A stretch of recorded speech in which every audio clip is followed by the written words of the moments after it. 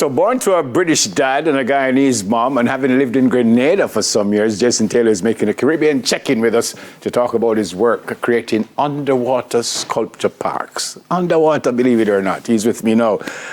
Morning, Jason, or should I say good afternoon? What time is it there? Just approaching midday, so yeah. All right. How are you, sir? I'm very well, thanks. Let me start there where I just started about a mom and a dad from different countries. What was that like for you growing up? Yeah, really fortunate. I was very lucky. Both my parents were teachers, so they moved around the world. They got to live in, many amazing places. And we only sort of came back to England for schooling. So yeah, I've been very fortunate. Yeah. Lived in Guyana? No, I had never lived in Guyana. My mum left when she was around 19, but have lived in other parts of the Caribbean. Okay, so I see environmentalist, underwater photographer, sculpture. Where did you start?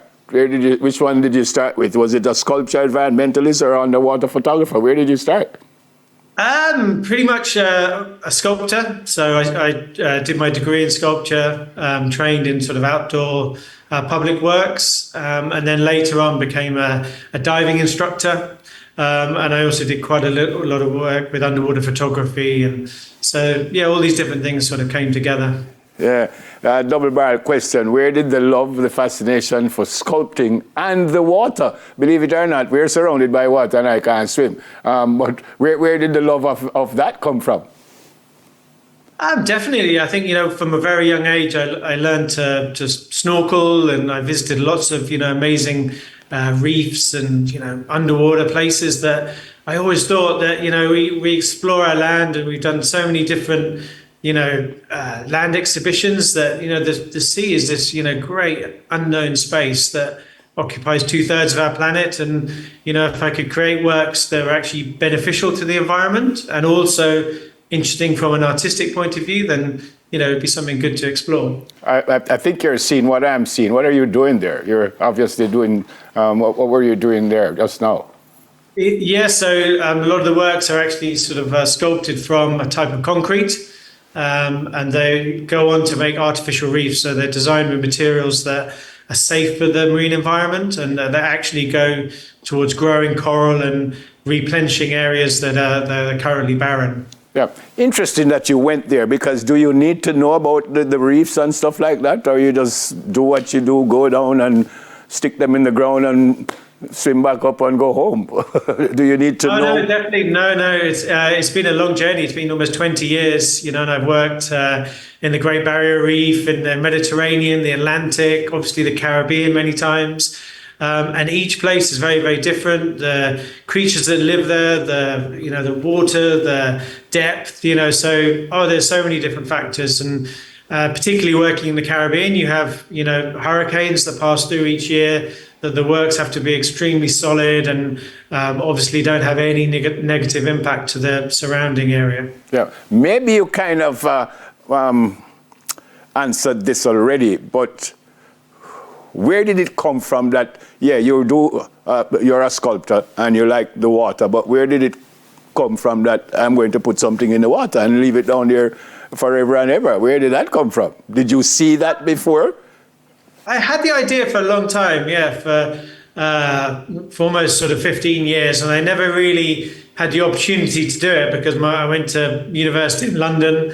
But it was later on when I started living in Grenada, and I was actually there just after Hurricane Ivan passed, and that really decimated a lot of the structures on land, but also had a very big impact underwater on the reefs. And so part of it, was doing a public art project that would encourage people to go to these areas that would bring tourism back to the island, but also, create an underwater museum that would relieve some of the pressure on the natural reefs. Yeah, and again, you would have to, I guess, research what kind of material would last down there. Is it just regular concrete, or do you have to do something special? And does it last? And I mean, when I say last, I know it lasts for a while, but how long does it last for? Definitely, yeah. That's again been a long journey of finding exactly the right blend of materials. We don't use any real sort of ferrous metals, so it's all stainless steel, very high grade stainless steel.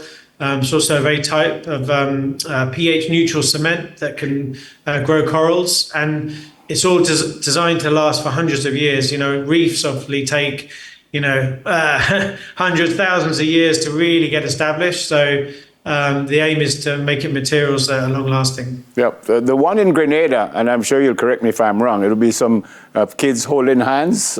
Is that right? That's correct. Yes, that was one of my first pieces around 2006. And why that? Why that idea? And what are you trying to tell us? Or what are you telling us? Not trying to tell us. What are you telling us? So that piece was using local children, casting them on the island. And in that particular work, I wanted to show how children grow and change and adapt to the environment they're in. So they take on the characteristics, the patina, the colors, the culture that they exist in. And I thought that was illustrated quite nicely underwater because some of the parts of the installation had a current that changed them. So they grew sponges and corals. Other parts had a different current that passed and didn't bring them the same sort of changes. So I thought it was really interesting how, we all grow and adapt to our surroundings. Yeah, it's beautiful. You've already told me that it will last, but the very first one you did, was there any trial and error into this one, or you knew exactly what you needed to do from day one? Did you put one down there and it just dissolve after 10 minutes and you go, oops, did that happen? No, but it was definitely a little bit of trial and error. And at the beginning, I did use some metal components, and those sort of quickly perished and started to rust. So yeah, very quickly I started to move on to more sustainable materials. Yeah. What is this one we're looking at? This one is the new works I've just done in Carriacou on the island, part of Grenada. And these are all made out of very high-grade stainless steel. They're meant to look like origami boats. And it was a piece about climate change and how a lot of small island nations, especially in the Caribbean, are very susceptible to the increasing frequency of hurricanes due to climate change. Is that World Adrift? That's World Adrift, yes. Oh, fantastic. So what do? You nail them down? You tie them down? What do you do down there? It doesn't move, does it? No. They have a big concrete foundation plate that's made to look like it's part of the natural substrate. And then they're also sort of anchored into this sand.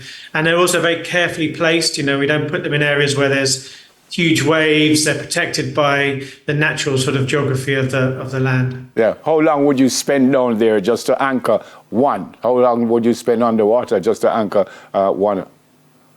Well, I was there, about 6 weeks ago, and I think I was underwater for about sort of 8 days every day. It was quite an undertaking. But at one time, how long? At one dive? One time, I mean, these works are very shallow, so in one time it's probably about 2 hours. Wow. What's next? What's next? I'm working on a big project in Japan, so that's very interesting, a new area that I've never been in before, a different culture, different environment. And I'm actually heading to Jamaica soon to scope out a project there as well. All right, so I don't know if you have your camera with you. I'm not going to move. You take a picture of me and then you put my thing underwater. Oh. How's that? Jason? I certainly can. No, Jason, but you laugh, Jason. I'm serious. I want to be the first Jamaican down there looking up and say, hi, guys. It's fantastic what you do, Jason. I'm so impressed. When I read this morning and I kind of looked up some other things that you did, I'm so very impressed. Congratulations. And hopefully when you come to Jamaica, you come sit with us in studio and then you could take my picture. All right? Okay. Sounds good. Yeah, all right. So it's afternoon now, so have a good day in London. Okay, sir? How did I sound? How did I sound? Thank you for taking the time. Take care. Blessings, underwater sculptor, and so much more, Jason Taylor. That's it for our Caribbean check-in.